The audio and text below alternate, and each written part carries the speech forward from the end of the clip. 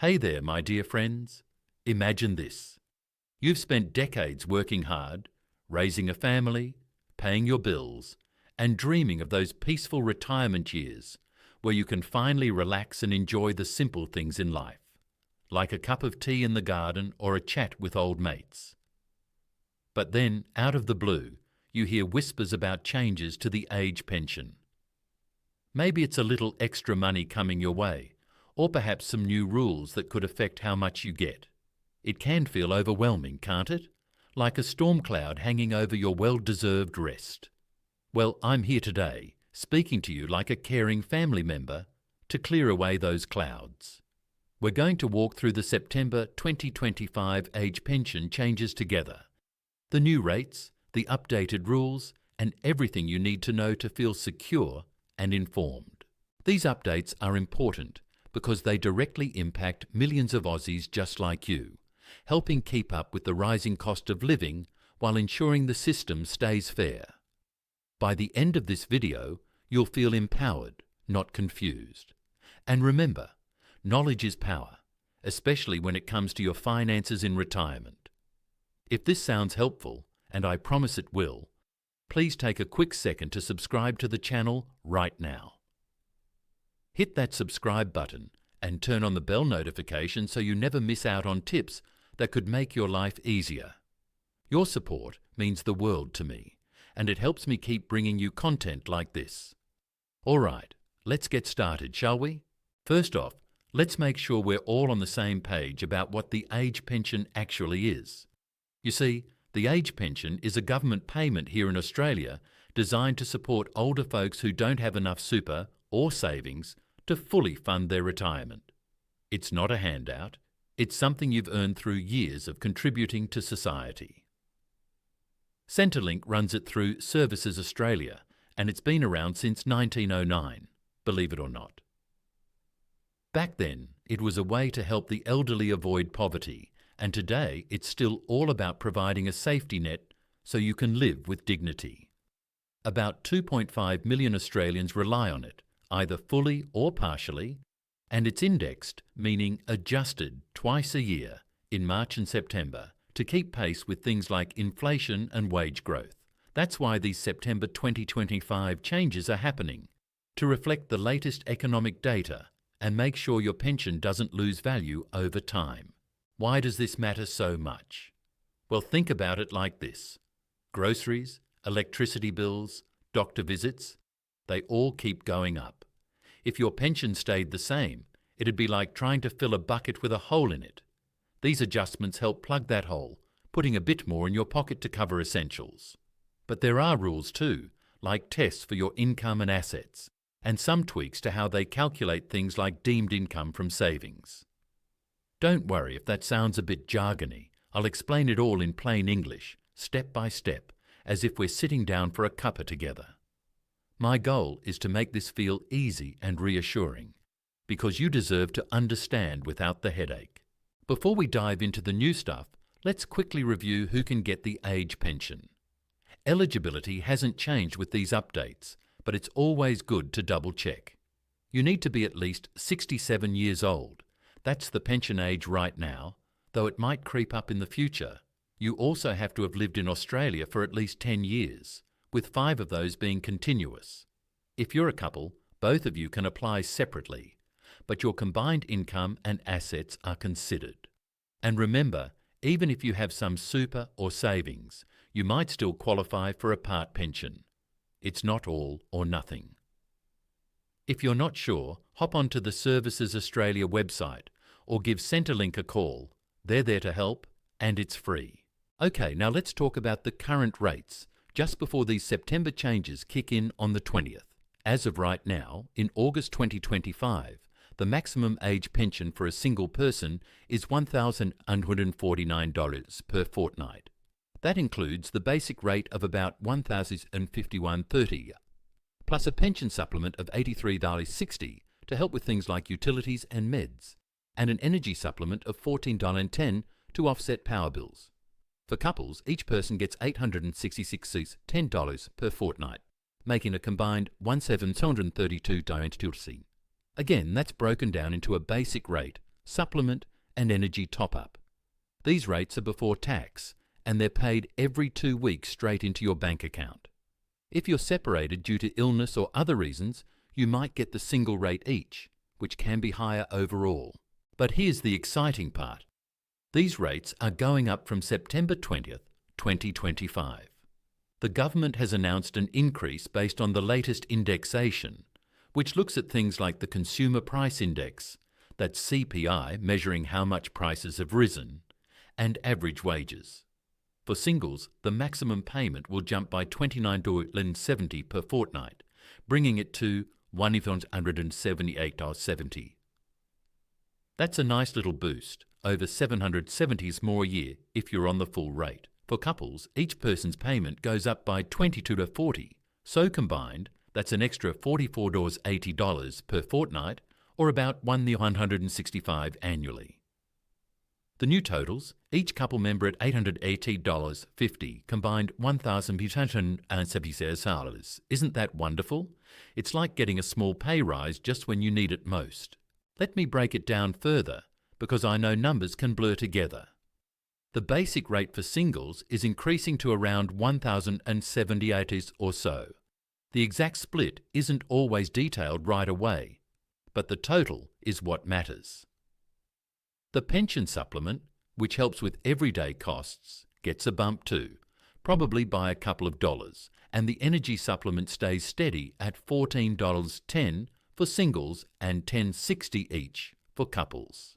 This indexation happens automatically, so if you're already getting the pension, you don't have to do anything.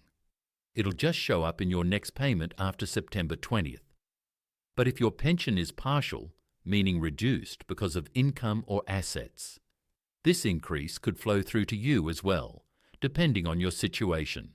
Now, I want to be real with you. Not everyone will get the full increase. That's because the age pension uses 2 tests, the income test and the assets test, to figure out how much you get. The lower amount from those 2 tests is what you receive. It's the government's way of making sure help goes to those who need it most. But with these changes, the thresholds for these tests are also adjusting slightly, which could mean more people qualify for a bit extra. Let's unpack that, starting with the income test. The income test looks at what you earn from work, investments, super, or other sources. Right now, there's an income-free area. That's how much you can earn before your pension starts reducing. For singles, it's $218 per fortnight, and for couples combined, $380. Over that, your pension drops by 50 cents for every extra dollar if you're single, or 25 cents each if you're a couple. The cut-off point, where your pension hits zero, is currently $2,516 per fortnight for singles and $3,144.40 combined for couples. With the September changes, these cut-offs are going up because they're tied to the pension rate increase. For singles, expect the new cut-off around $2,275 per fortnight. For couples, combined about $3,934. That means you can have a bit more income before losing your pension entirely. The free area might nudge up too if CPI has risen, but as of now, it's staying close to current levels. I'll update in the comments if there's a last-minute tweak. An example, say you're a single retiree earning $300 per fortnight from a part-time job. Currently, that's $82 over the free area, so your pension reduces by $41. With the new rates, your max pension is higher, so the reduction stays the same, but you end up with more overall. Simple, right? But here's a key change in the income test. Deeming rates are increasing, and this could affect many of you with savings or investments. Deeming is how Centrelink assumes you earn income from financial assets like bank accounts, shares, or term deposits. They don't look at your actual returns. They use a set rate to deem income, keeping it fair and easy. For years, these rates were frozen at 0.25% for the lower threshold and 2.25% for the upper to help during tough times like the pandemic and high inflation. From September 20th, 2025, that's changing. The lower deeming rate goes up to 0.75% and the upper to 2.75%. The thresholds are $64,200 for singles, first bit deemed at lower rate, rest at upper, and $106,200 combined for couples. Why the change? The government says it's to better reflect what you can actually earn from safe investments, now that interest rates are higher. But for some, this means more deemed income, which could reduce your pension a tad. Let me give you a real-life example, like the one from retirement experts. Suppose you're a single pensioner named Mary with $280,000 in super, $20,000 in savings, and some personal items. Under old deeming, your deemed income might be low enough for the full pension. With the new rates, it could deem an extra $1,000 or so per year, reducing your fortnightly payment by about $25. Not huge, but it adds up. If you're planning to downsize your home, remember, proceeds from selling are exempt from the assets test for 2 years if you're buying another, but they're still deemed for income. Under new rates, $1 million in proceeds might deem $7,500 income per year instead of $2,500, potentially cutting your pension by up to $2,500 annually. So, plan ahead, maybe talk to a financial advisor or use Centrelink's online calculator. Speaking of the assets test, this one looks at what you own. Your home, usually exempt if you live in it, car, furniture, investments, etc. It hasn't changed much with September updates because assets thresholds are mainly adjusted on July 1st each year.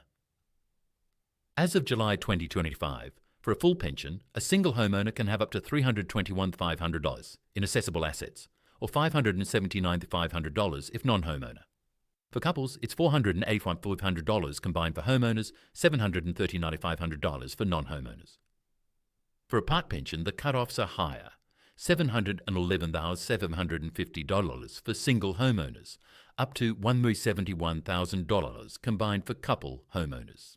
If your assets are over the full threshold, your pension reduces by $3 per fortnight for every $1,000 over. It's stricter than the income test sometimes, so Centrelink uses whichever gives you the lower payment. Good news, things like your principal home, life insurance, up to limits, and some funeral bonds are exempt. And if you're in aged care, there are special rules for your home's value. No big rule shifts here in September, but the higher pension rates mean if you're on a reduced amount, you might see a small uplift. Let's pause for a moment and think about how all this fits together. Say you're a couple, both on the age pension, with modest savings and a rental income. Under the new rates, your base payment goes up, but if your deemed income rises, it might offset some of that. The key is to review your situation. Log into your MyGov account linked to Centrelink, update any changes in assets or income, and see what your new payment will be. They have tools like the Payment and Service Finder to estimate it. I care about you folks, so let's talk about common pitfalls to avoid. One big one is not reporting changes promptly. If your bank balance goes up or you start a little job, tell Centrelink within 14 days to avoid overpayments you have to repay.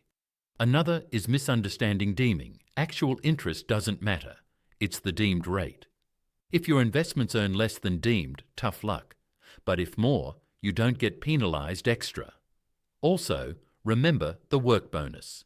If you're working, you can earn up to $300 per fortnight without it counting in the income test, and unused amounts bank up to $7,800. That's unchanged, but it's a great way to top up without losing pension.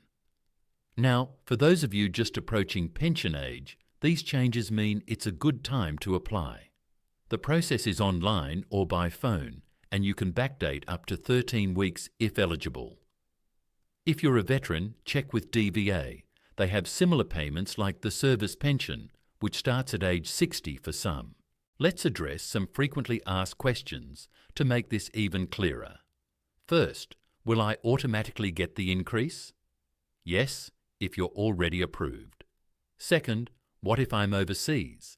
You can get the pension abroad, but rates might differ after 26 weeks, and changes still apply. Third, does super count? Yes, if your pension age, it's assessed under both tests. Fourth, what about rent assistance? That's extra if you rent up to $188.20 per fortnight for singles, $167 for couples. And it's indexed too, so expect a small rise. Fifth, can I get both age pension and super? Absolutely, many do. It's about topping up. Diving deeper into eligibility, let's remember that residency is key. If you've lived here less than 10 years, you might qualify under international agreements if you've worked in certain countries. And age-wise, if you were born before 1957, the pension age was lower. But now it's 67 for everyone born after. Women used to have lower ages, but that's equalised.